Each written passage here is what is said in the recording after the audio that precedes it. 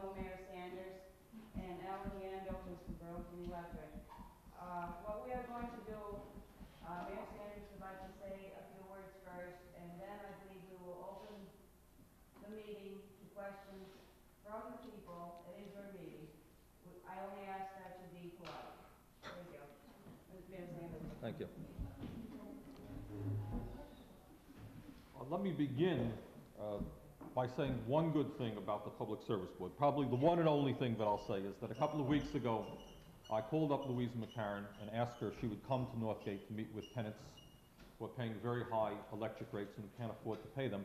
And Louise right away said that she'd be happy to do that, and she got out of her calendar and she made the date, and she's here. And I think that that's a very decent thing and an appropriate thing for the chairperson of the Public Service Board to do. So I thank her very much for doing that. It's your charm, Bernie, Is that what it is? Is that what it is? I see. Okay. I want to speak later, but I think in general, I think what we're here for is what we know we're here for. The winter rates in the city of Burlington are causing a great deal of pain and anguish for many, many citizens, not only of Northgate, not only of Hillside Terrace, but all over the city of Burlington. And the main point that I would make, what I'm going to make more later, is that the theory of conservation is a sensible theory. But I think in terms of low-income people who are living in housing units where they don't have the choice as to the kind of heating that they can use, it in fact does not make a lot of sense. If your choice here was, gee, well, maybe I'll use oil, or maybe I'll use gas, or maybe wood, but I don't want to use electricity, the idea of the winter rates would make sense. But you don't have that choice, nor do many thousands of tenants in the city of Burlington. Their landlord has given them electric baseboard heating. And to say to them, we're going to zap you with a significant increase in the wintertime so that you can conserve doesn't mean anything, because we have thousands of people in the city who are already keeping their thermostats on very, very low, who can't conserve anymore. We're having apartments in the city of Burlington where people are closing off half of their house. Their kids are wearing mittens. The concept of conservation doesn't mean anything more. You can't get blood out of a stone. And I think that's what the problem is. And it's a different problem if you're dealing about a condominium in Waitsfield, for example, and you say to the person, if you want to install electric heat, you're going to have to pay for it. And that person may say, well, gee, I think I'm not going to install electric heat. I'm going to go with another unit type of heating. That makes sense, and that's not a bad program.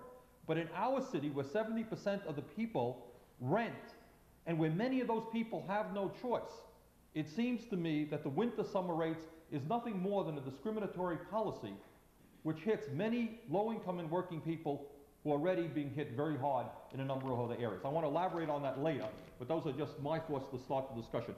I think maybe, Louise, do you want to make some remarks, or would you like to open it up for the... Well, as painful as it is, Bernie, because I would love to debate you, it's something I've always wanted to do. I think I'll just answer questions rather than I can stand up here and I can give you my spiel, but I really came here to listen to you and to answer your questions.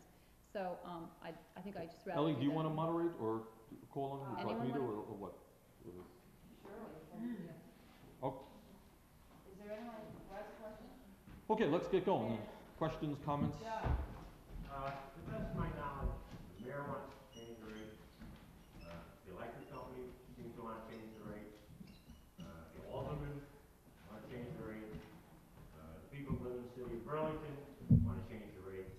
And none of these people really get along that well. And I have no love for the electric company.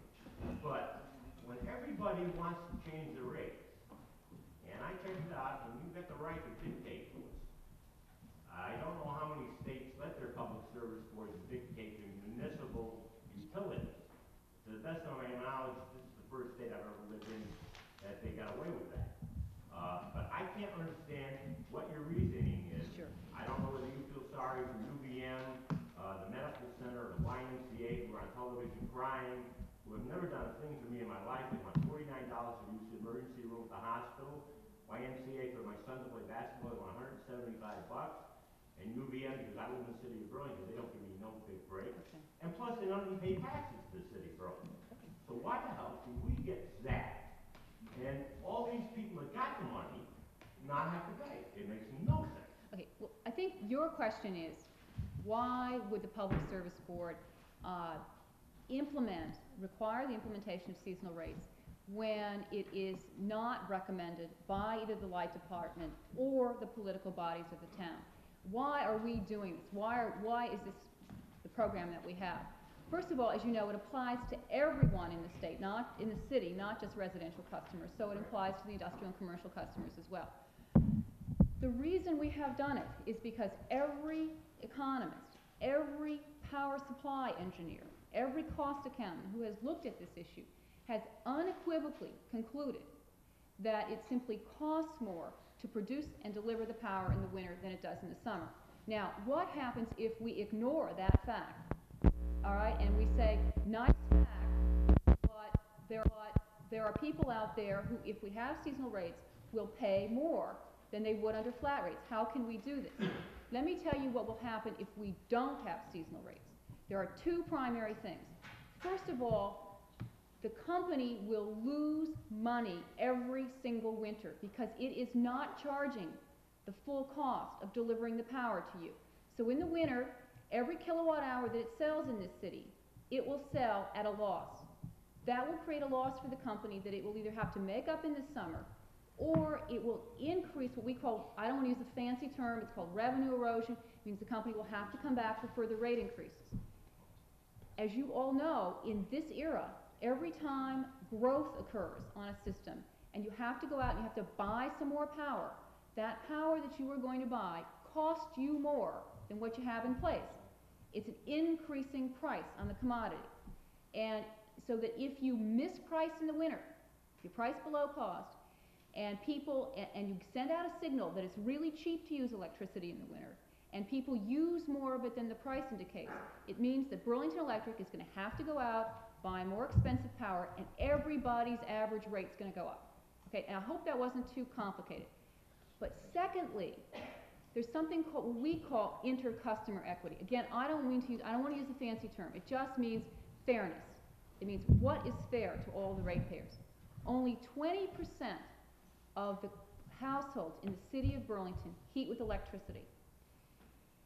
If we have flat rates, it means every household which does not heat with electricity, and it's really better to say than heat, it's every household which does not use more in the winter, pays too much. They pay more than they need to pay. They pay more than their fair share. And what they are doing is they are subsidizing every single electric heat customer in this city. Now, we went through the census data. As far as we can determine from the census data, there are about 2,600 households in the city of Burlington who are below 860 households in the city of Burlington that are below $10,000 a year income who heat with electricity, and there are approximately 350 households in the city of Burlington who are on public assistance that heat with electricity. Now, these are the customers, the poor customers, who are going to pay more. But you have to understand that the 80% or the 65% of the poor people in this town who do not heat with electricity, if we have flat rates, they will be paying to subsidize the rich people on the hill. And that last year I lived in a condo in Burlington, and it was heated with electricity. They were paying to subsidize me. Your neighbors who heat with gas, who heat with fuel oil, who are poor, if we have flat rates like you want, they will be sending money to the hill section so people can heat their saunas with electricity. And that is no more fair than what is going on now. Now, we have two suggestions, because what is happening is poor people who don't have a choice, as the mayor said, who walk into a rental situation and it's heated with electricity, what can they do? There's two messages I want to get across tonight. First of all, the city of Burlington will receive over $1 million a year in lieu of tax payments for McNeil. It will receive approximately $500,000 from non-Burlington utilities in way of lieu of tax payments coming directly to the city. And if the city wants to, it can set aside some of that money as a direct payment to the low-income people in this town who heat with electricity. And we figured that if you give a direct grant of $500 per year to every household below $10,000 a year income, that would cost $430,000 a year out of the over $500,000 of income, just from the outside utilities. This is not from BED. If you wanted to do the same thing for those who are on public assistance in this city, it would be in the order of $175,000. The city should take care of its own from the tax money it is getting from these private utilities and make sure that the poor people in this town who have trouble paying their electric heat bills get direct payments in order to help them do that. In addition, this town has a housing code. The housing code requires that every building be weather tight and waterproof. In 1978, when I worked at the New England Regional Energy Project, I went to the city of Burlington and I said, I think you should incorporate in your housing code minimum insulation standards. And I think that you should enforce that against the landlords in this town. That was in the administration of Mr. Sanders' predecessor. It didn't happen in that administration, and it has not happened in this administration. Your housing code should be implemented and enforced against the landlords in order to provide you a minimum level of insulation. And that's something that needs to be done. Now, those are the kinds of things that can and should be being done for you. But to go back to a flat rate system means that 80% of the households in this town who do not heat with electricity will be continuing to subsidize those who do heat with electricity. And there are many, many rich people who heat with electricity in this town. And so what I'm saying to you is not only is what we're trying to do right in terms of the cost, but it is also fair in terms of customers. Just got one quick thing to say. You can ask I'm sorry. it's up to her. Just a quick, you said the electric company will lose money, if I understood. If you sell a product below cost consistently, you lose money. Right? That's what it's called. That's right. To the best of my knowledge, we own the electric company, correct? All right. Electric company loses money, that's our problem. Let Mr. Sanders and Mr. Yandel and Mr. Young figure a way to make up the money. Why? If it was a public corporation, they were losing money, they'd find a way to do it. Well, Their stockholders would be all over their backs, well, and we own it. okay. Well, there's two responses to that. First of all, that may take care of the financial loss question. Don't forget what you've just agreed to do is raise the cost of electricity over time to everybody, okay? But you've forgotten about what we call inter-customer fairness, the fairness to the poor people who don't heat with electricity in this town. Unfortunately, the legislature has, in its wisdom, right or wrong, determined that the board will still be the overseer of municipal rates. And until the facts change, I can't just be blind to the facts. I can't say, I can't turn my back on the facts. I have to do what the evidence requires me to do. And I know it's a real hard message to deliver because people believe that if the population wants something, then it should happen. But I believe that I have an obligation to take care of all the ratepayers in the city of Burlington. Callie? My name is Callie O'Shannon, and I'm a little confused about, aren't all the ratepayers now paying, when they pay the winter, summer differential, the higher rates in the winter, aren't they now subsidizing people who heat with electricity? And they're also paying higher utility bills. Well, make sure I understood your question. What I said is if we have flat rates, which means that they don't vary, but they're not higher in the winter, then all those people who do not heat with electricity clearly subsidize those who do. Now, they're doing it now, because aren't well, they also paying the winter differential whether they heat yes, or not? you're right. But if you use the same amount or approximately the same amount of every single month, you pay the same amount on a yearly basis under seasonal rates as you do under flat rates. You just pay for it at a different time of the year. So if you're a customer who does not heat with electricity, does not like to face those big bills in the winter, you have a right to go on the budget plan, and your utility should not only be putting you on that budget plan, but they should be making it easy for you to get on that budget plan so that your bills are smoothed out. Now that takes care of the non-heat customer. I'm not standing here saying that that heat customers are gonna pay less, they're gonna pay more under seasonal rates. I'm just saying that it's cost, not only do you have to do it because the costs are there, but you have to do it in order to be fair to every customer in the city. Well, first of all, no offense to Mr. Yandel, but I've been a critic of the budget plan right along, because the last report that I looked at, there were over 13,000 residential ratepayers in the city of Burlington, and only 400 of them took advantage of the budget plan, which to me means something is wrong with the budget plan that ought to be fixed. Well, we have said that as far as the board is concerned, we have said we don't care if somebody is in arrears in the winter, we don't care if someone has a repayment agreement. If there is someone who wants to get on a budget plan, even if it's in the middle of the winter, it is our policy to make sure that they get on it. Now, not every utility in the state goes out and sells their budget plans. They don't like to say that to their customers. But every time the issue has come to us at the board, we have said unequivocally, people get on those budgets, and they get on the budgets in the winter if they want it. Now, if Burlington chooses to have its customer affairs people tell you something else, well, then they choose that, but that's not our policy. I'm not sure there was I'm not reading you as saying that there's been something misspoken by the consumer affairs area. Oh, no. Okay. I mean, I was brought it to the attention before. I know you realize I brought it to your attention Sure. before. When there's only 400 customers taking advantage of a budget plan, something ought to be looked at with the budget plan. There's something else I'd like to bring up too.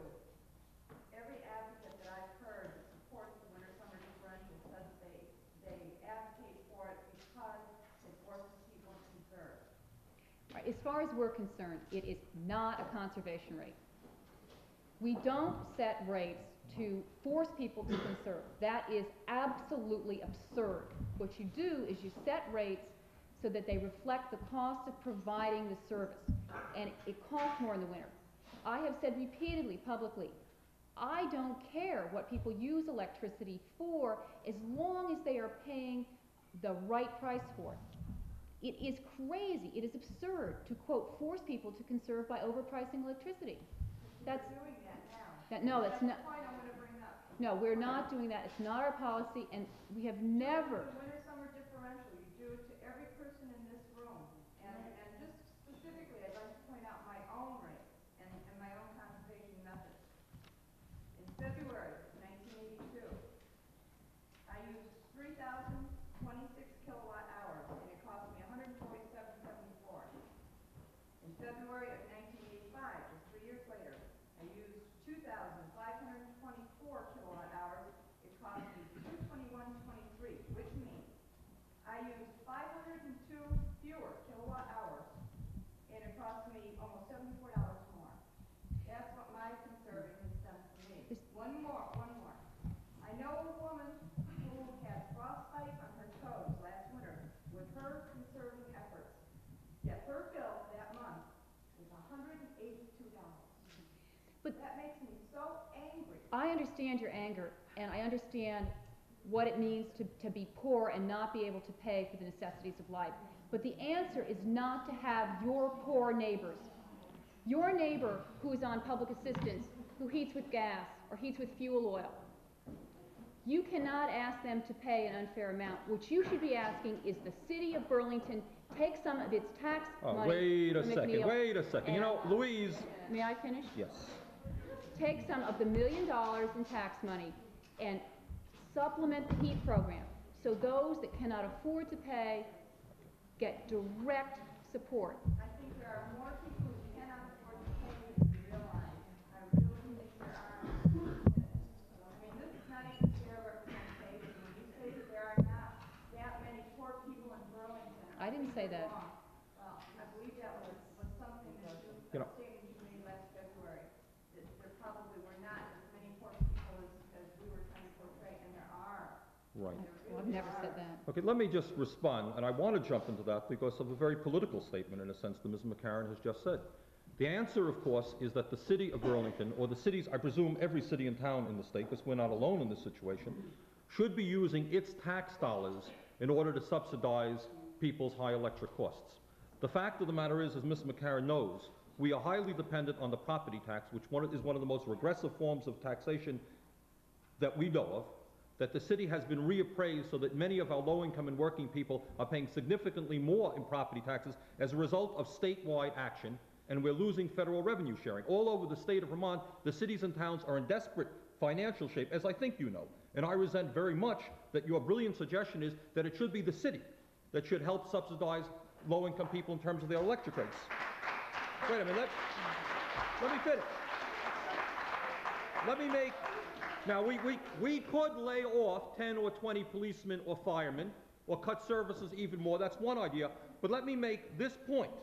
If you're very concerned about the problems that low-income people have in paying their electric rates, why don't you go to the legislature and tell them you've been going around the state and you demand far more state aid. The state, as you know, has 15 different broad-based taxes. They don't have the guts to decouple and raise the tens of millions of dollars that they can to fund back to the people of the city of Burlington and all over the state who can't afford to pay their electric rates. That's what you should be doing, rather than going to me or to the other city officials who are barely hanging in right now and saying take away the very limited tax dollars that you have to subsidize. That, Louise, I think is a cheap shot. Well, you know, it's not a cheap shot. Let me tell you why. Excuse me a minute, please. I don't want this to turn into a political battle between you two, okay? This is for the people here. I agree. who Anyone are else have a having question? problems with their electric rates, okay? Two more points, Billy, if I may. Okay, Carol, you have 2 minutes, okay? Okay. First one is I just wanted to answer your suggestion about meeting the minimum housing code. Places like Northgate and my house development like here are HUD regulators. They do meet the minimum housing code, but their minimum housing codes are more minimum than the city housing code. The city has no control over our housing code, okay? So it's not the city, it's HUD that's involved there. Okay, and the last point that I want to make is an announcement that I made this afternoon, which is not a question, it's just a very brief announcement. And I would really like everybody here to support this. I want to announce that I intend to lobby extensively for a change to the Burlington City Charter that will, number one, eliminate the jurisdiction of the Public Service Board in regulating Burlington electric department rates. Number two, create a Burlington Service Board to regulate BED rates. And this board will be elected by Burlington voters. And number three, provide a Burlington Service Board advocate who will advocate for the people. And do it.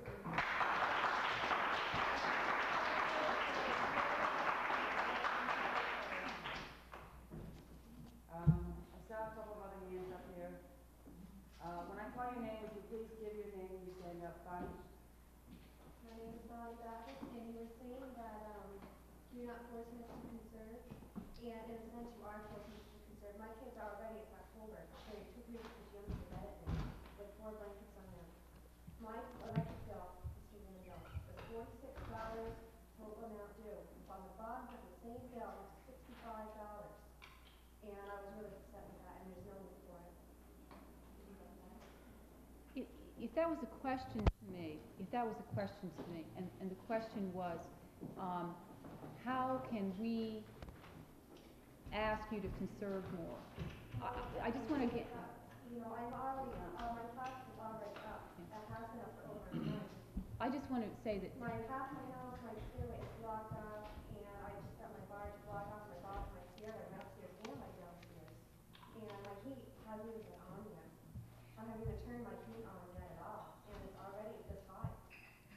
Well, see, what I want to reiterate is that there is a notion that somehow the board has a policy of, quote, forcing people to conserve, and therefore we are going to arbitrarily and meanly set rates to make people conserve. That is just not true. We do not consider in the rate setting conservation. Now what we have said and what we have done is we have required utilities to provide assistance to people who need upfront money in order to buy the kind of weatherization material to reduce their consumption level. Now the city of Burlington has done a superb job in getting that project done. That is getting out to the people conservation materials.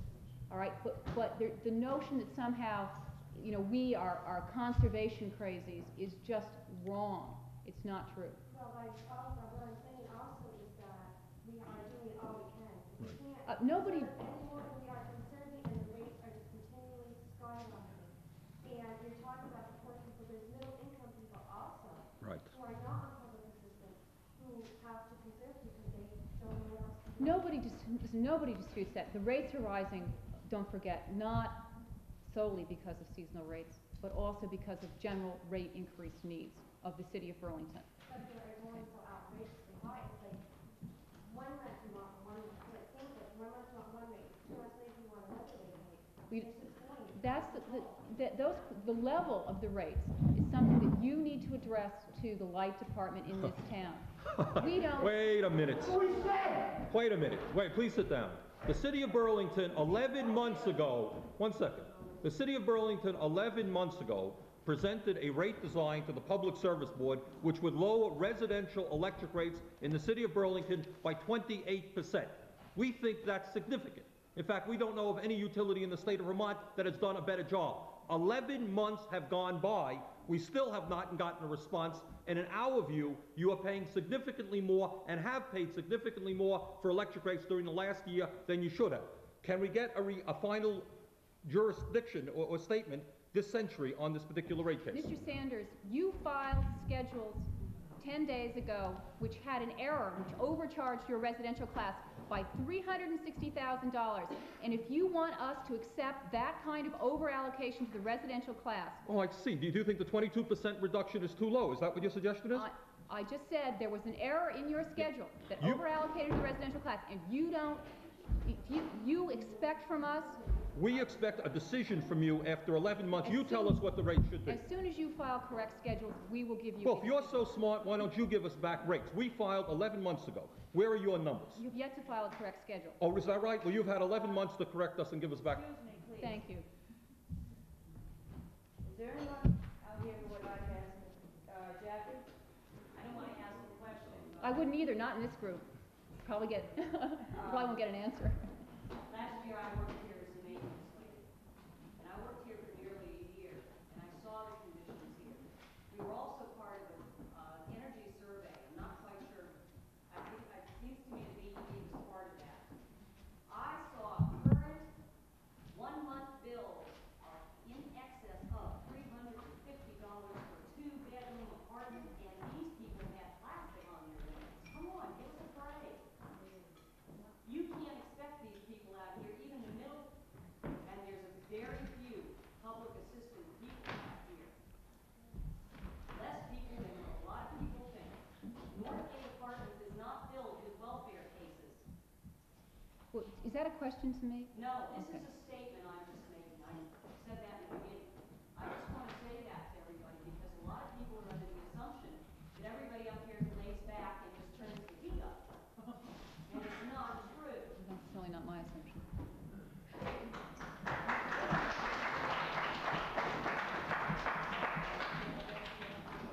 Teresa? I don't, excuse me, give your name, please, when you call out. My name is Teresa McCaren, and whoever would like to answer me is this. In 3 months' time, I paid almost $900 for my light bill, alone, this winter, this last winter. That's a lot of money for help. And I asked this question the last rate hearing down here. I'd like to know, somehow, where does the money go? I mean, is it bad judgment on the part of somebody? I mean, something, does everyone have, there's gotta be some justice somewhere. At that rate here, what about, you talk yourself, Mr. Sanders, about the old people. That's right. That we have to think about, sometimes, someday we'll be old, and we have parents and things, and if we're having it tough, what about them? And it isn't that, I don't turn my heat up and open the doors and stuff either. All I can tell you is you're absolutely right, and we have tried to do, I think, the boldest set of actions that any utility in recent Vermont history has done. We proposed 11 months ago that your electric rate should decline by 28%. That is a big decline. It has been before the Public Service Board for 11 months. We are still waiting for their certification to say that we can put those rates into effect. We are the people of Burlington. In March, you will recall, we went before the people of Burlington and we said, this is your utility. You own it. Do you want the winter-summer rates or do you not want the winter-summer rates? By a 2-to-1 vote, approximately, the people of Burlington said, we don't want the winter-summer rates. We think we own the light department. We think, right or wrong, maybe we're wrong, we think we're right. We think we have the right to run our own damn department so that we can deal with that issue. But the Public Service Board says, no, we know better than you do. So all that I can say, I understand the pain. I think high electric rates are a regressive and unfair way to socket the people. It really is. All I can say is from the city's point of view, we are trying in those 2 areas. If we were allowed to do what we wanted to do, your rates today would be, I can't guess, maybe 40, 50% lower than they would otherwise be. We are trying. Yeah. Look, I understand what you've been doing, and I've heard you, and you spoke up for the people, but I don't think the other people are listening to you either. I think that, at that rate hearing, excuse me for saying so, but I was very embarrassed to see last year, I think it was last year when we had, they did on City Hall. From Ward 4, there was no, at least I didn't see them, anyone from Ward 4 at that. And then from Ward 3 and all these other wards, they had the speaking up for their wards. Ours is one of the largest wards in Burlington. I don't want to get involved in that, but what I should say is that the Board of Aldermen unanimously, all 13 members of the Board of Aldermen supported the rate design that is before the Public Service Board. I think the issue is, and I'm not going to tell you that there's any miracle cure for high electric rates. They're going on all over the rest of the country. There is nothing. Anyone who tells you that is not telling you the truth. All that I am telling you is that we are trying, and what we say to the Public Service Board, let us run our department the way the people of Burlington wanted to run us. If they think we're not doing a good job, they'll throw us out of office. That's ultimately what democracy is about. We own our department. Let us run it.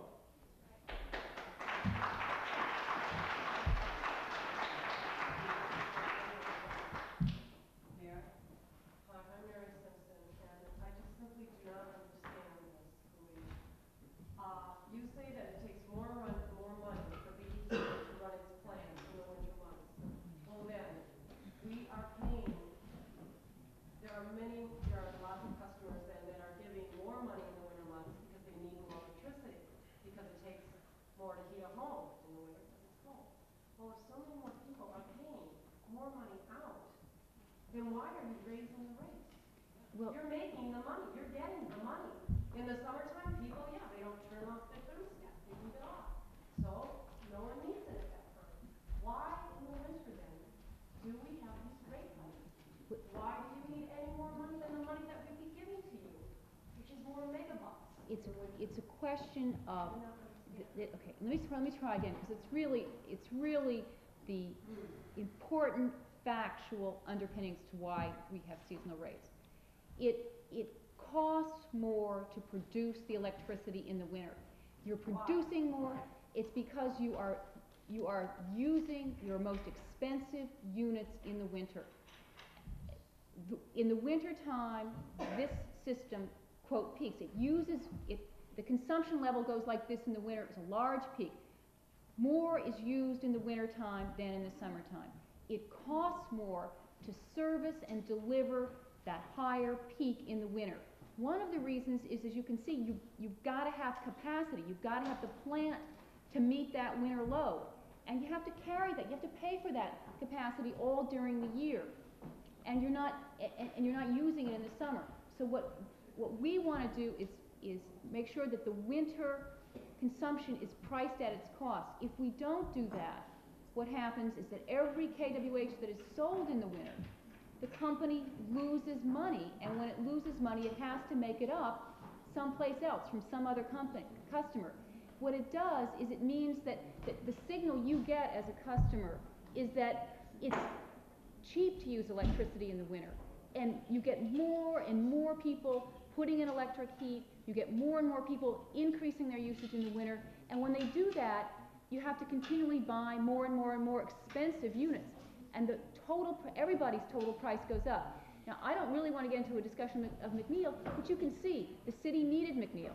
The city went out and built McNeil, and when it's a new unit, and every new unit costs more than the stuff you've got in place right now. Why couldn't they use the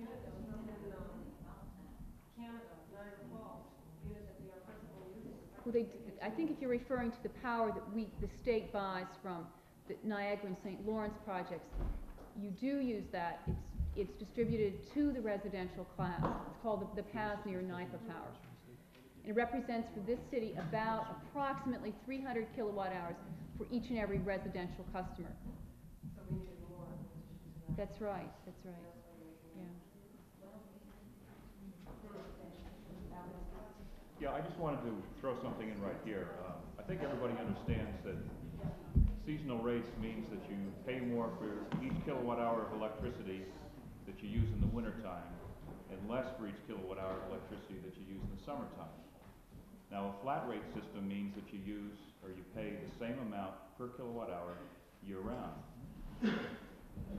I'm not really sure, I haven't seen the department's or the board's figures.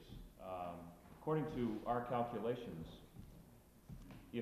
if we were to impose a flat rate per kilowatt hour for each kilowatt hour used above the first 300 kilowatt hours, which is where we base the power that the state purchases from New York, the cheap power, everything over 300 kilowatt hours at a flat rate, there is indeed going to be a subsidy taking place. The non-electric heat people are going to subsidize the electric heat people. Now, the amount they're going to subsidize these people over the course of 12 months, over the course of a year, the non-electric heat people will subsidize the electric heat people by a tune of $5. All right, let me stay on that issue. Does anyone disagree with Louise? What he is saying is this great subsidization that you're talking about will be $5 a year. Bernie, is that true? Do you agree with that? No, I don't agree with it, and before you go off, no, because that's not, He's from the electric company, you know, he reads the book. Bob Young is, and I don't know the information, I really don't. And this is a figure that we have heard. Bob, can you, or Bob Fletcher, can somebody from the BED confirm what? Okay. Sorry. Yeah, I'd like to at least have the facts correct before I get crucified on them. Okay. What are the facts, do you know? Ours is a much larger number than that. I don't think My name is Sam Levin, and I'm also representing this board. It seems to me that Mr. Yandow makes a real good point, that there's an inconsistency in your argument. On the one hand, you're arguing that citizens ought to take advantage of the budget plan. And on the other hand, you're refusing our electric utility the rate to use a budget plan and go to a 12-month even rate. It is a fact in the city of Burlington and the state of Vermont that everyone uses more power in the winter months. You're penalizing all of us when you go to this particular rate. Now, well, okay. It's not first point. true. The second point is that the city, it seems to me, has acted in a very responsible way thus far. We've said we don't want the winter-summer rate differential, and the voters have told you that. We've said we think we understand the issues that you're trying to bring up here tonight, but we've said we will take a responsible course of action in the future, and that is we will penalize anyone in the future who chooses to come in and install electric heating, further driving up the expensive cost of winter power. We have said that. The city has said we will take this very responsible course of action if you will do for us what we want, which is put the entire city, all of the ratepayers here, on a budget plan with even 12-month payments. I think you've asked me a couple of questions. One of the questions is, I think, an excellent one, which is, you know, why advocate a budget plan if you're going to have seasonal rates? The answer is that the critical thing is that the price that's charged in the winter reflect its cost, so that if you as a consumer choose to make a substitute, you choose to go to gas, or you choose to go to fuel oil, you will see all of your savings in the winter. I mean, and cut down your winter usage by substituting something else. You get the full benefit of that savings. It's the budget plan is to help people spread out their payments, but they still are faced with that same price in the winter, that same use or not use or substitute decision. The second question you have asked me is why if the people of a city or a town vote to do something, why does the Public Service Board feel that it has the right to say no? The answer is that my job, and this is not going to go down well, but my job is to protect all of the customers. And if there is something that's going on that harms a minority of the customers, just because the majority want it, it is my job to make sure that everyone is treated fairly. Now, if the legislature wants to say to me that that's not my job anymore, and that what my job is to do regulation by popular vote, then I'll abide by that. But that's not my job. And my job is to balance the fairness among all customers. So that that I've got to protect everybody, and the facts are real clear on. Were you going to ask me a question? Yeah. Now I'm really in trouble. when the reporters start getting. No, I understand that, but you're making the assumption in the first part of your response that people have the authority. That's it. And the mayor has argued the case of the renters, as several people on the board have argued the case for the renters of the city of Burlington, both here and other areas of the city. But there are also plenty of gold medallion homes, many of them out here in Ward 4, middle-income people who are living in homes that they own, who were sold a bill of goods by the electric company many years ago saying, gee whiz folks, if you go all electric and put everything electric in your house, we're going to give you a good rate. And now you're turning around, these are people that don't have the option of converting to a different source of heat. Renters or the owners have no other choice. I have two responses to that. First of all, those people that had put in oil heat systems in their house didn't have a guaranteed contract with the Arabs when the Arabs raised oil, escalated oil 100%, 200%. Your poor neighbors who had oil heat couldn't say to the Arabs, my God, you suckered me into buying this oil heat system. Now you better fairly well make sure that my oil price stays down. So you can't, you can't do that. When costs change, you've got to reflect them. But what should be happening is that there should be no interest or low interest loans for homeowners in order to allow them to put in the kinds of systems that will reduce their costs, to put in the kinds of systems that will allow them to use off-peak electricity, and that's the kind of program that we should be having. You can't continue to misprice because the price used to be different. I don't want to monopolize the point. I want to brought up off-peak, which raises one final point that I'd make with you today. I was going to put some additional heating in my basement, and I said if I make the substantial investment and put in off-peak, will you guarantee me a rate from now on that will give me a payback? The electric company says, no, we can't guarantee that forevermore we'll give you a low rate. So it seems to me you're doing the same thing. You won't give me an incentive and guarantee me that incentive to put in an alternate form of energy.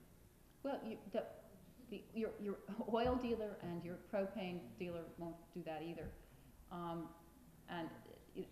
What you need to do, what the city needs to do, and I think it's done a superb job at, the Light Department has done the best job of any utility in this state in terms of trying to help its customers deal with higher electric prices. And they're there, and those are the kinds of programs that need to be undertaken. May I ask a question? Do you want to ask a question? Yes.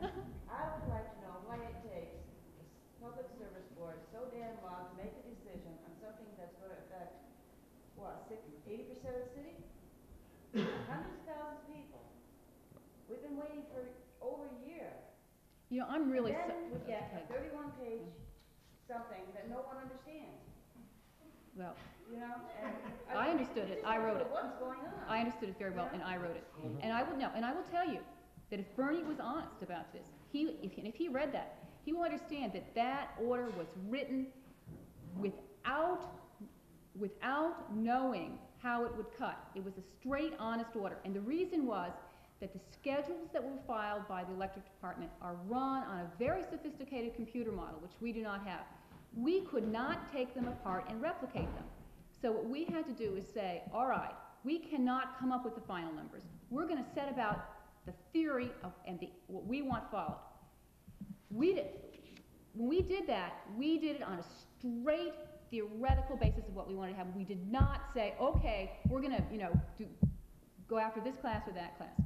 This rate case has been filed and refiled.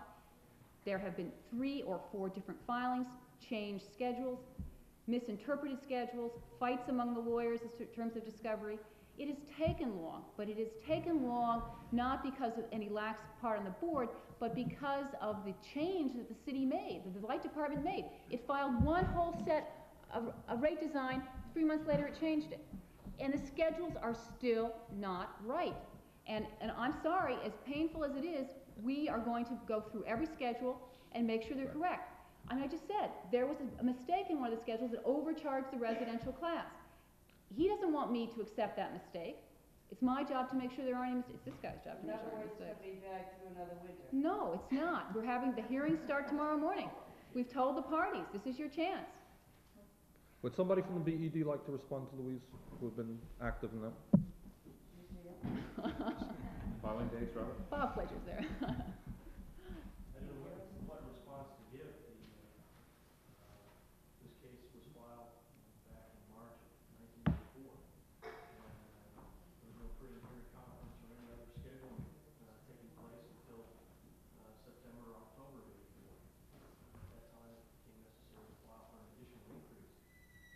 We sought to do that as quickly, as painlessly as we thought possible. Some of the other parties had difficulty with the notion of amending the filing, so we ended up having to file a second rate case, and we proceeded from there. I think it would really, I mean, I could get into an argument with Bernie or with Bob about who did what in that rate case. I think that's not helpful, it's not constructive. Other than to say it has been a difficult rate case, it has been a confused rate case. But there is no deliberate effort on our part, or indeed on the light department's part, or anyone's part, to delay that case. We prefer to do the cases in 7 months, that's our goal. This is an unusual case, there was multiple filings, and we hope the final compliance hearing is tomorrow. Let's hear Bernie. That's what goes on at the Board of Aldermen's meetings when I have to get the floor. Hi, I'm Barbara Cryan, I work for Chittenden Community Action, I do fuel and utility problems for the most part in the winter months. I wanted to address Louise McCaren about some of the things that you pointed out in your opening statement. You're talking about how to keep track of BEDs, getting comfortable, not going under, and I feel like for the most part that's Burlington Electric Department's role, not the Public Service Board's role. I'm really sorry, I didn't hear your question. Okay, well, I have several points that I want to respond to in terms of what you said in your opening statement. This is not really directly a question, it's more rhetorical. You were talking about how to keep BED afloat by them not having to go under Oh, by, all right. I think that that's really BEDs, they have people that are hired to keep them afloat. I don't really think that they're asking you how to keep them afloat. Another thing is that Burlington Electric Department is not at this point worried about needing to buy power. We have plenty of electric power. Bob Yoden told me we're in a situation where the winter-summer rate differential is not as difficult for us as it is for other places. And another thing is you said that you felt that it was the city's role to take care of its own. And the way you suggested we do that is through in lieu of taxes. The city has come up with a plan to take care of its own. It said, listen, we're willing to go through this mild subsidization, which will be $5 per customer, whatever Alan Yin said. We have made a plan to take care of our own. And I feel like you said, well, you should take care of yourself. We're saying we are willing to take care of ourselves. And it seems like in this situation you're saying, no, only if it's my plan, not if it's what you've come up with, not if it's what the city has agreed to democratically. And I feel like that's really an injustice. I think that one of the things is the people's moral indignation here about how high their rates are is very real. And I don't know if you're adequately appreciating the fact of the choices that are facing them mean. In fact, the city has decided we don't want people to go hungry because their electric rates are so high, and so we will choose to do a standard that has a city budget plan. I think that's very reasonable. And the last thing is, this is just a small aside.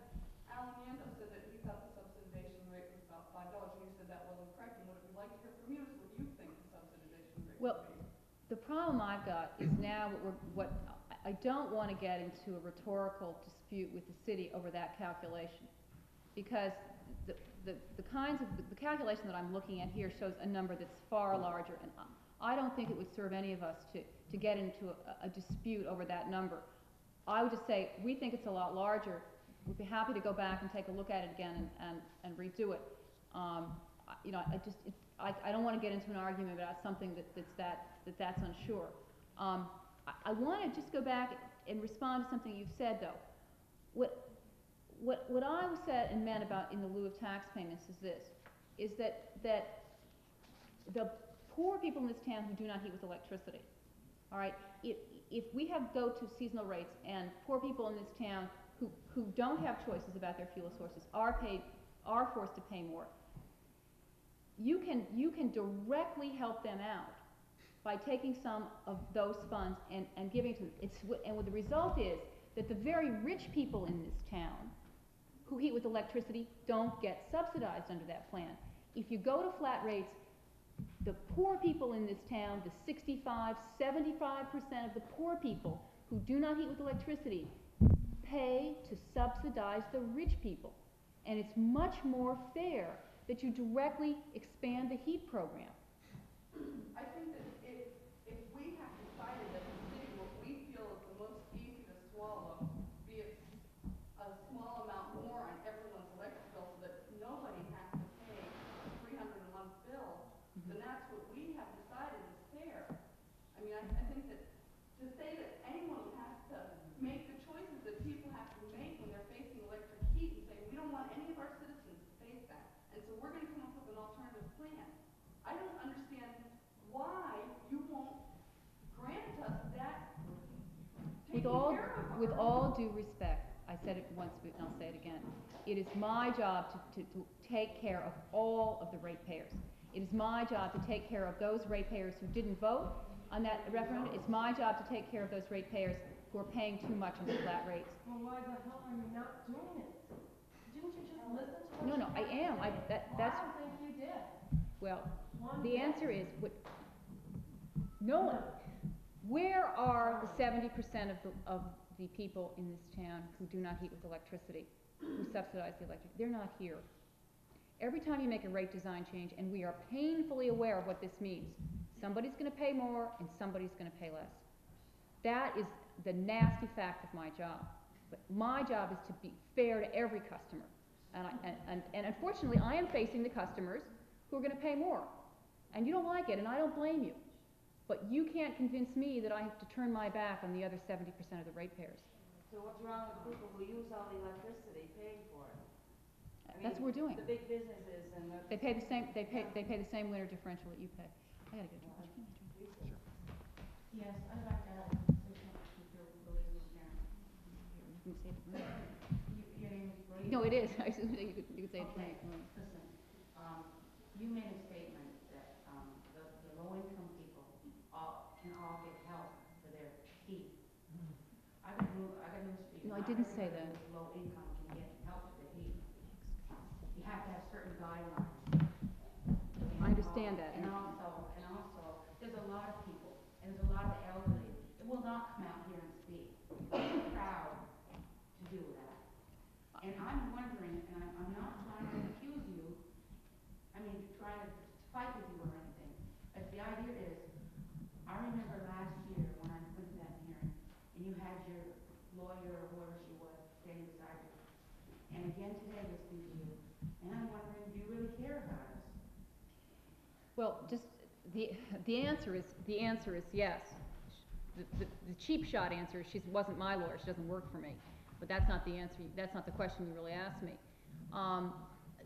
The answer is yes, I care, and the answer is I care about all the ratepayers in the city. And what I have suggested is that there are other means of helping those who heat with electricity who are poor, other than having other people pay for it. Now, I know you disagree with me. You don't like my decision. You don't like what I've said tonight. But the fact is that that is my role. And until the legislature says no, that's not my role anymore, that we're going to return or send jurisdiction over light departments back to the towns, I've got to carry out my role. And if, you know, if you can convince the legislature that the municipals should be regulated by the municipals, God bless you, that's fine. But my job right now. Take for an answer, but it's called passing the buck. Yeah. No, it's not passing the buck. I take full and absolute responsibility for this decision. You guys don't like it, it hurts you, it makes you pay more. I understand that. No, it makes us take away from our kids. It makes them That's right. eat their food. That's what it says. Okay, Carolyn, did you have something you wanted to say? You Yeah, wanted to answer things. I wanted to clarify something, Louise. When you say that you want to fairly represent everybody in the city, I want to go back to that March vote. There were 6,943 voters who mandated to do away with the winter summer differential. Now, that was more than 2/3 of the voters. So what you're saying in essence is, I mean, you're making a contradictory statement. You're saying you want to fairly represent everybody, but in truth, you represented 1/3 of this city's voters. Well, if you even, let's say, even accepting that you look at it that way, and I don't want to get into an argument that way, if the legislature says it's my job to make sure that third doesn't get screwed in rate design, then that's my job.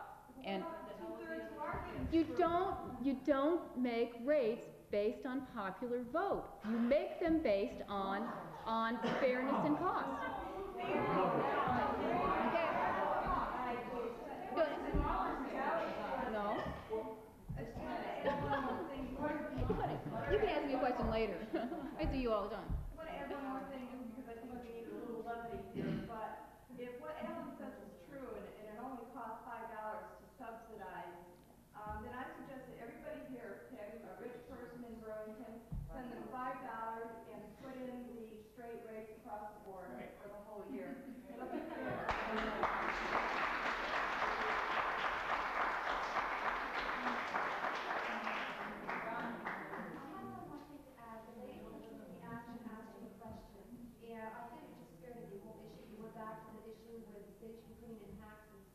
And she pointed out that we are willing to do this. And you started, and she asked you what you felt the rate was. Mr. Mayor said $5, and you just went around the whole question, you never even answered her. No, you know what I said, is I said, I think... You went back to what you said before in the beginning as far as the city should subsidize. And you never answered the question. What, you know... And I am wondering also, what is the rate? What do you feel that budget people will be subsidizing? What is that figure? Well, to tell you, in all fairness, we have not done that calculation. We have not done that calculation. That's why I said, I don't know that it's not what he said. I didn't, wait a minute. You did not listen to me, in all fairness.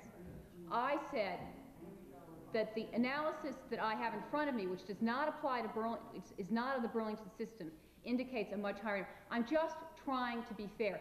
It would be cheap and easy for me to say to you, I don't accept that $5 number. It would be expedient for me to say tonight, the number's much higher. I don't know. I'm going to have to run that number. I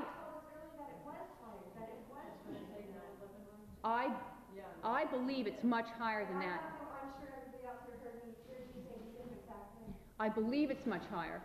It's been done 2 years ago. Okay. 3 years ago. I mean, I can take the expedient route and say, you know, Yandow's wrong, it's really much higher. And then I can go away and come back with that analysis. But I don't think that's what you deserve. The analysis that we have run was on a different system. The number's much higher. I'm more than willing to go back and take a look at it on a real-time Burlington basis.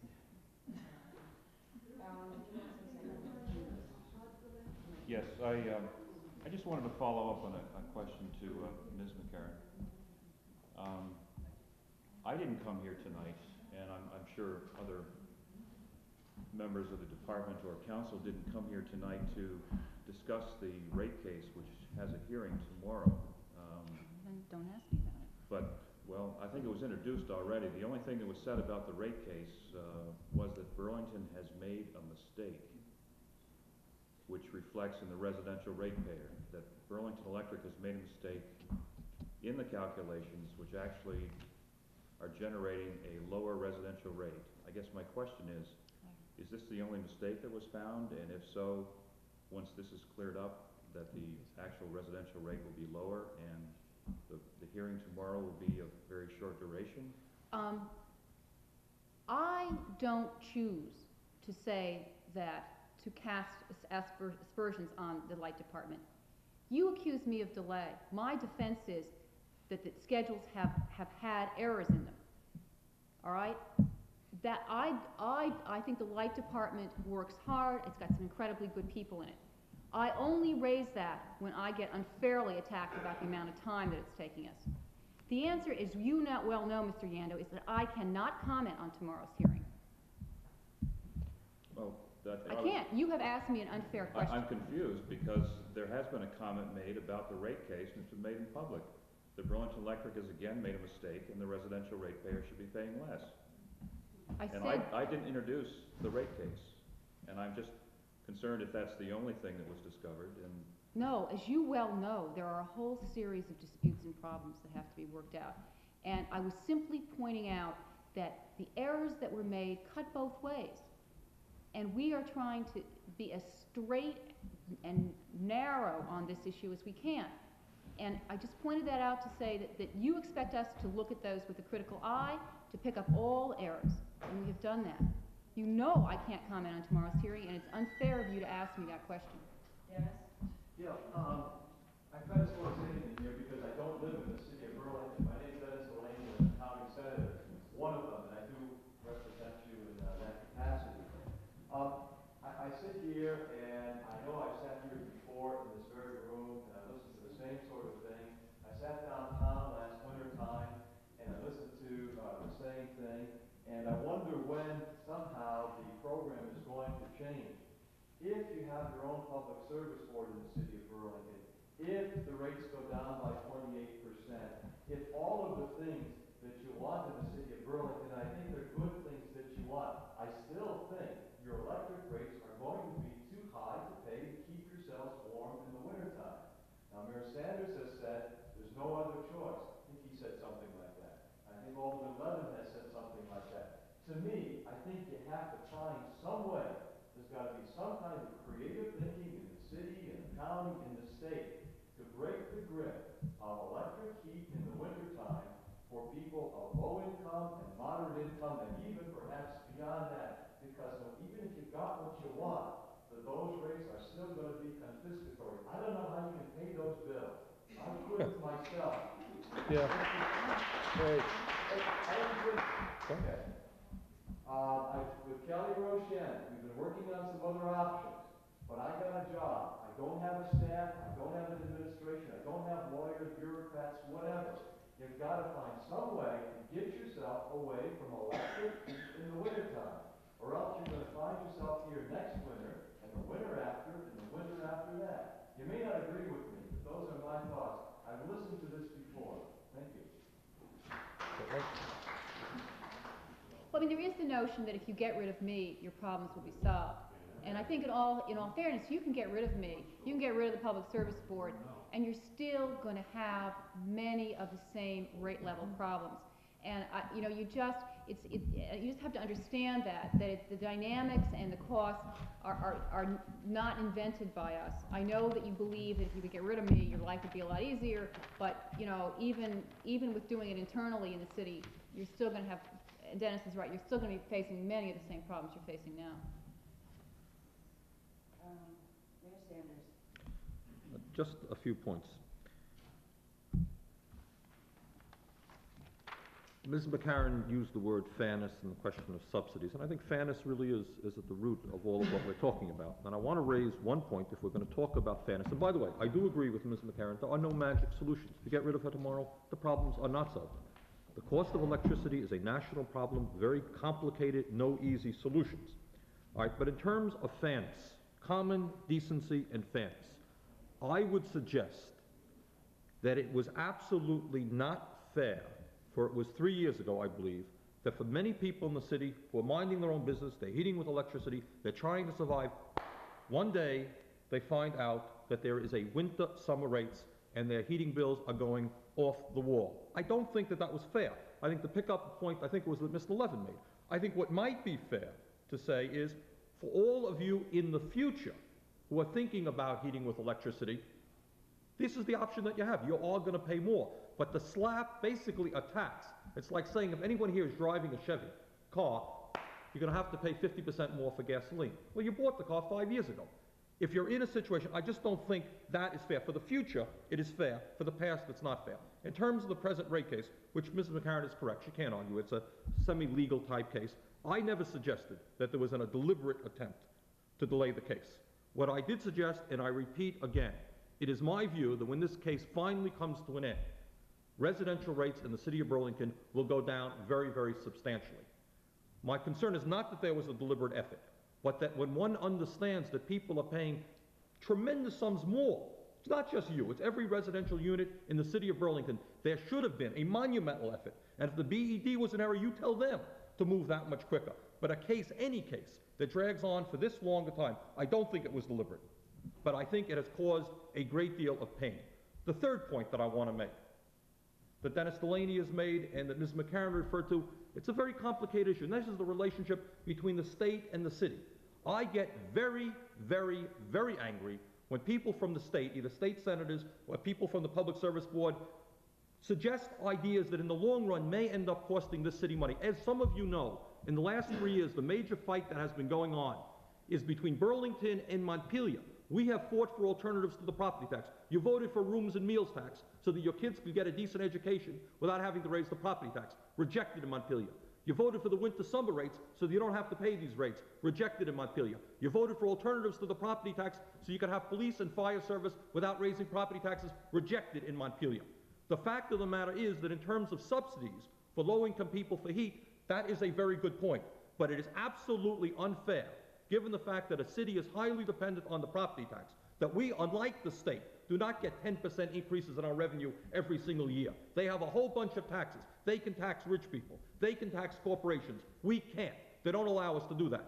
To then come back and say the solution to the problem is in the city so that we can then raise property taxes on poor people to help subsidize is simply a not fair statement. Dennis, your idea about looking for alternatives to electric heat is absolutely right. When you go back to Montpelier in January, we will look for you to be fighting and in the lead for substantial sums of money to increase the fuel assistance program so people are not hurt. And also, develop a substantial funding base so that the people here in Northgate or in Hillside Terrace, and we have talked to those people, it's a very serious problem. You're right. And if they want to transfer from electric heat to other types of fuel, you will help us get interest-free loans from Montpelier. We look for that support. Well, we look for some help from you. You'll get all the help you want. Well, you're the folks that have the administration. And no money. That have the experts. Yeah. You're talking to one person. No, you are a state senator who, that's right, who is sitting on a budget of $300-some million, who can raise taxes in a progressive way. We will give you all the help you want. I promise you that. But you help us get the money in Montpelier to do the things that we would like to do. Well, it's more than just money, Bernie. You can't always go other places looking for solutions. I do think you could try harder in the city of Burlington to help people get away from electric heat in the wintertime. I suggested a moment ago that maybe it goes beyond Burlington. Maybe it's county, maybe it's state. It's a state but problem. you just can't push the burden off elsewhere. I think you got to shoulder more of it here. I really and truly do, with all due respect. John, do you want to say something? Yes, thank you, John, we're gonna try to introduce myself before. Number one, I'd like to apologize to everybody for my trips down the stairs. I got a bladder problem, no disrespect meant to anybody. Number two, I'm not proud to say, I'm rather ashamed to say, I am a welfare recipient. I am under Burlington housing. Jackie, I believe, said something about people have the opinion that everybody at Northgate is under Burlington housing. I talked to Mr. Connors, I'm one of the last 8 section housing units at Northgate. When I leave, when I go, that housing goes. No more than 7. When 7 goes, it's 6. All right? Burlington Housing subsidizes my rent, which is terrific. But by subsidizing my rent, that makes me uneligible for any fuel assistance. So I gotta pay, and my apartment was winterized by a great bunch of people down Community Action in a winterization program. And I'm not talking about plastic. They put up insulation in my basement, which wasn't there. They gave me a hot water tank cover. They wrapped my pipes, my hot water pipes to save heat. They put up real storm windows, not plastic inside, but real kind, like people live in houses have. I put up plastic on top of this, and my cheapest rate this summer was almost $90. And I don't know whether Mr. Yandel remembers me or not, but I had to make a deal with the electric company to keep getting my service shut off, and I've been paying over $200 a month. And it's not Mr. Yandel's fault, and he was very nice about it. But by the time I get paid off, winter rates are going to be in effect again. I'm going to be in the same damn hole again. I'm going to be calling up Rainey, or I'll probably have to talk to Mr. Yandel and come up with some kind of story or something. And it's just gotten to the point, this is a catch-22 situation or something, I don't know. But, like I say, I am on welfare because I'm afraid somebody's going to say something or see something in the paper with my name in it and say he's a welfare bum. I'm not a bum. You're not talking to a bunch of high school dropouts. You've got some intelligent people here in the audience. They're not welfare people. We're talking about people just trying to survive. And I've lived here for 12 years, and I don't think a year's gone by without the rent going up or without the electric rate going up. And I don't know. I don't turn on my thermostats in the winter. I don't know what the hell else I can do. And I think Mr. Sanders is trying to help us. Mr. Yandel is trying to help us. Mr. Young is trying to help us. Mr. Delaney seems to want to help. I got my doubts about our princess in the governor's mansion because she doesn't seem to want to help us any. I don't know, you tell me, you're the one with the big education, what do we do? Well, I would like to just respond to something that the mayor said. Do not want to get into the property tax issue. I come from a town, as Dennis well knows, that pays one of the highest property tax rates in the state, much higher than Burlington. And but I don't want to get into that debate because that's not my venue. What I suggested is that Burlington is getting new revenues this year that it didn't have before from McNeil. And what the city has chosen to do with that, and it may be the choice that you want to make, it has chosen to use that for general purposes and not increase property taxes. That's a choice. There is another choice. You could use some of that money to offset the electric bills of the very poorest people in the town. That's the choice of your administration, all right? And that's fine. But I'm just saying there's new money coming in because of that plant. How you choose to spend it is up to the city, but I'm just making a suggestion on that. Bob Young, is that a factually accurate statement that we're getting new money from the McNeil plant? When the McNeil plant started to go online. Oh, when it started? Yeah, that's all. Yeah, You well, started that's getting not... your taxes. You started getting your $500,000 in lieu of taxes for ED, your $200,000. But why are you so interested? You work in Montpelier. Why, instead of telling a hard-pressed city, and as I think you well understand, Louise, I know this is not your venue, but you understand that every community in the state of Vermont is being hit hard by reappraisal and the loss of revenue share. Why, though, as a state employee, why are you not going to the state legislature and saying, listen, you people who have a dozen broad-based taxes, that's where you work. You know, if you work for the city of Burlington, that would be... Bernie, are you trying to give me a new job? I got enough problems without taking... No, what I resent, I mean, the truth of the matter is, we could lay off 30 police officers, we could cut everything that we do. We, in the Board of Aldermen and the mayor, work very hard trying to keep the city going. We're proud of what we are doing. Listen, you are too sensitive on this issue. I have simply said, I have simply said, listen to me. What I said was that you maybe rightly have chosen to use the money that McNeil is bringing in to keep your property taxes as low as possible, to make sure you have police and fire protection. I don't dispute that. I'm not sitting here saying it's wrong. I just want to point out to you that that's a choice. But why are you not more aggressive, if I may ask that? Now that you've raised that issue to me, let me raise the issue to you. You who go around the state, and I commend you for doing that, who I have a feeling you've met 50 groups like this, correct? All over the state of Vermont, who cannot afford to pay their electric rates. Why are you, if you're not sensitive to these problems, why don't you go to the governor and to the legislature and say, let's expand the fuel assistance program, raise the levels, so that more people can get help from the state. Wouldn't that be a fair? You don't read the that's what when I go to the legislature and I talk about seasonal rates and I talk about electric rates, I always say that. I always Good. say the way to deal with this problem is to raise the level of the welfare programs, to raise the level of direct payments for heat. Obviously, I advocate that, and I do. I'm a strong advocate of that.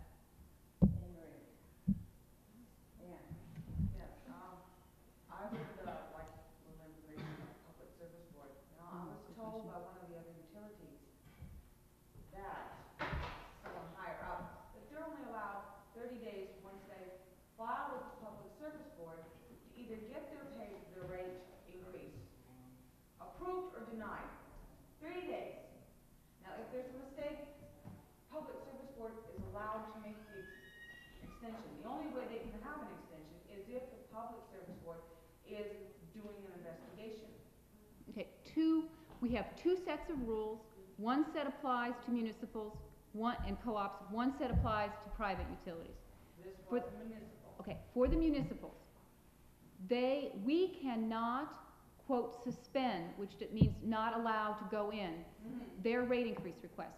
It's not 30, it's 45 days, but it's close.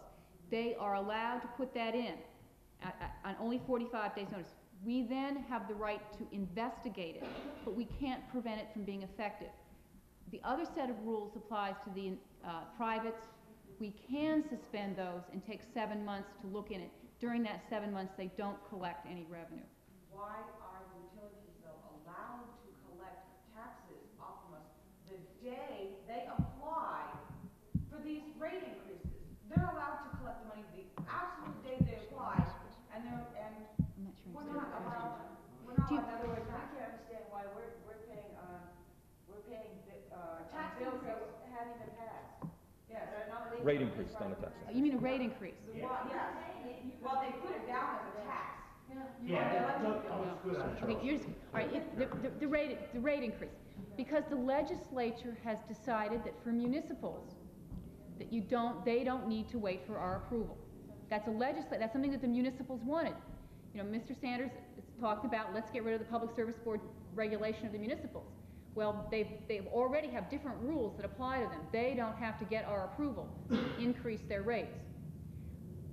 We have the right to investigate them once they've put them in effect and to change them, but they can put them in without our approval. How are these investigations extended? Okay, if they're allowed 45 days to get their rate increase approved or denied. No. Let me tell you again. See, it's not. They file on day one. Yeah. Okay. 45 days later, they can start charging. We cannot prevent them from doing that. Okay. Maybe No, I they could didn't. clarify. No, they didn't. Maybe I could clarify the situation. You have an interesting irony over here. What Ms. McCaren is saying is that when a municipal comes in with a rate increase, and BED came in for a rate increase, the rates are allowed to go into effect in 45 days. Is that correct? Right. Okay. Now the interesting irony is, we came in and we had a rate increase, which was a 32% increase. Okay, that's a lot. But we developed a rate design within an overall 32% increase, which would only be, from the last a year and a half ago, a 4% increase for residential ratepayers. A very small increase. It will be a much higher one for the business community.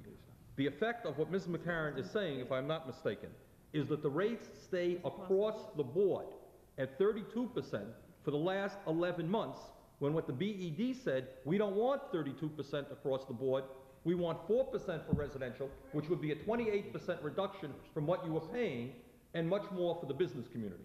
So in their generosity, they allowed the BED to raise the rates, but they did not allow us to put in the rate design that would have protected residential people. Okay. Do you follow what I'm saying? Just to make sure the facts are right, your original filing that you referred to on the 11 months, your original filing called for an increase. You filed for an across-the-board increase. Your subsequent filing changed that. So if you're going to use the 11 months, be fair to me. It's 11 months goes back to the original filing, which was across the board. It's No. 11 months in November, Louise, was when we brought in the new rate design, which would have lowered rate. That's correct. But you changed it again in February. Minutely, right? Well. Basically, in November, we had a proposal which would have lowered residential rates by 28%. That has been before. Is that fair or not fair? That has been before the PSB for 11 months. That's a bit overstatement of what happened, but, you know. I think that's an accurate statement. Well, that's why we're arguing. Well, just very quickly, get something before I go. Mayor Sanders talked about the state not being responsive to the city, and I agree with him. I don't think the state has been, anywhere near as responsive as it could be. I'm not sure that I would respond in all the ways that he wants, but he's got a lot of, good ideas that way. So, let me just say that. Well, one thing that struck me when we were talking about fuel assistance, the state did increase, its property tax relief fund last year substantially, and that goes to renters as well. The top check you could receive before was $500, now it's $750, and the income has gone up to $32,000.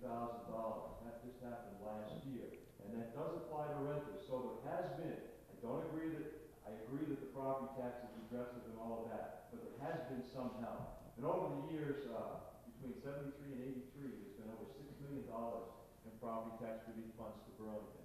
Somewhere over 30,000 checks. Just wanted to say that. I hadn't heard about that program. Ask about it. No, in fact, Dennis is absolutely right. That is an important program. We fought for it. We're delighted that the legislature adopted it. And we are going to do our very best within the next few weeks of developing a campaign so that every renter and every property owner in the city of Burlington should take advantage of that program, because you can get a check back for Montpelier. It's a good program. Okay, Alan No, wants I Okay, was, it's been Barbara? taken care of. I just wanted to respond, it's something that Dennis brought up, and I want to respond to him, but also it's been talked about at the table. You say that you think that people of Burlington need to get off electric heat, and I agree with that. I think that's a great goal. I think it's an extremely idealistic goal. I think that people here don't have any choice. That's right. The different Section 8 and subsidized programs are diminishing. For them to move out of here into a place that isn't treated with electricity is for them to face tremendous rent increases. The fact that Burlington is 70% rental means that 70% of the people don't have a choice of what they heat with. And I think to say that there should be some loan program by which people can get a loan so that they can install things, I'm a renter, I'm not going to take a loan out. But your study shows Heating installed in my house, it's not my house, I rent it. And I think that, although I like that idea as a goal, I feel that for the people who are here, that's just not something that's feasible. For the people of Burlington, it's not something that's feasible. Certainly, they're not gonna change the heating here, 33, we have 36 units. Landlords are We can't, increasing. our landlord is not gonna change the electric heat. And it's getting the city ordinance to use anything else here, and we cannot even use a kerosene heater. No, I understand. Landlords are putting in more and more electric heat because it's the cheapest thing to install, and it's the easiest thing for them to administer. They can have separate electric units in each apartment. Their amount of people who are putting in gas or oil or kerosene decreases every year. So I just don't think that for renters there's that kind of choice. I wish there was, but there's not. First of all, I just want to respond to Barbara and let her know that I'm trying to establish that kind of choice because people at Hillside Terrace have already begun to look at gas as an alternative source of heat there. The problem with funding is something else, but it's something that at least Mayor Sanders and Senator Delaney are looking into because our landlord says, yes, you can do it, but at your own cost. And for the reason that you say we're all renters and it's not really feasible for us to pay for it, we are looking for not a handout, but some kind of program from the state level or the city level, state level sounds better, that would establish a kind of a revolving fund to help people like us get gas heat. Okay, that's the first one. I mean, I think that's great. I think that's wonderful. It might not be realistic, but at least it has people thinking about it, And, I don't like to take no for an answer the first time around. Well, the Stonehenge condominium units in South Burlington were all electric units. The gas pipeline was extended to them, and many of the tenants there, they weren't tenants, they're owners, but opted to go to gas with installation costs of around $500. It's that kind of thing that when I was saying I agree with you, there should be some way to get that upfront money to people so that they can do that investment. Actually, for us, it's more like $91,000. They gave us an estimate of $3,500 per unit. That was the lowest estimate that I got. But like I said, at least it has people thinking. Secondly of all, I just wanted to respond to what you said, that if we got you out of office tomorrow, it would solve our problems. And that's not really my intent by mean, I really want to reiterate that I don't think the Public Service Board has been responsive to the residential ratepayers. The reason I want to establish the Burlington Service Board and the Burlington Service Board advocate is because, number one, it's a municipally owned utility. It should be municipally governed. An advocate here in Burlington and also a board that we elect, we would have more control over, and they would know more about the needs of the city than somebody from Montpelier. That With all due respect, I lived in Burlington for quite a while, so. Louise, would you find for me, with the service board, what your duties are? Who we are and what we do, Yeah, sure. well, There's three of. You're supposed to defend us to what? Okay. The board is comprised of 3 members. 2 of them are part-time. One member lives in Brattleboro, the other lives in Fairhaven. I live now live in Charlotte. We are the quasi-judicial board that makes the decision. There is another agency called the Department of Public Service. They have several functions. One of them is electric planning. One of them is to purchase from outside the state for sources. The most important one from your perspective is they have the Department of Public Advocacy. It is their job to represent the public before us. Was she the one that came in with you? That was Sienna Walton, that's right. Yes, that's right. Yes, she is a public advocate. And, you know, you can disagree with the position she takes, but she is, that's her job, okay? Well, what I'm wondering is, why isn't the Public Service Board can't go to the legislature, you know, like Dennis Delaney has spoken up for us. Yes, he's one senator that's here, but he can't speak for everyone. Why can't this Public Service Board go to the legislature and work out something to help us too? That's another avenue that I don't see would be worked out. It depends on, what it is you'd like me to advocate in front of the legislature. I mean, obviously, what Bernie said, you know, in my mind, there's got to be more programs where people of moderate means can be given the upfront costs to allow them to reduce their energy bills and to get off electric heat. I agree with that 100%. And we're having and in fact, Green Mountain is just instituted that kind of program. And we totally, support that, and we think it's a great idea. You have a question for me? I think the group has spoken about this being near the end. I think that. It's next to impossible for people to get off or change things when they are paying over $2,000 a year in electricity bills. How are they gonna save another $2,000 or $3,000 to convert to something else? Well, that's. You add your rent, you add your food, I agree. just the basics. Not even buying clothes for a year, you cannot come up with the money. And because you're lower middle income, you're not eligible for this, you're not eligible for that. There's too many guidelines and everything else. I agree with you. There are blocked everywhere. I agree. There are programs. In some states, and we'd like to see them here, where the utility goes in. It provides the upfront money. People's bills, they don't change until they don't change. They pay the same level of bill. They pay back that upfront money. Then their bills go down. We want to see more of those programs. On the conversion side, I agree with you. There should be a revolving fund started to help people pay those upfront costs to get other means of heating. I mean, I agree with that, and that's the kind of thing that the legislature can do. It's the kind of thing the city can do. You know, I agree. But I don't have the board doesn't have the ability to make that happen. Any other questions? Any other comments? Oh, shucks. I would like to say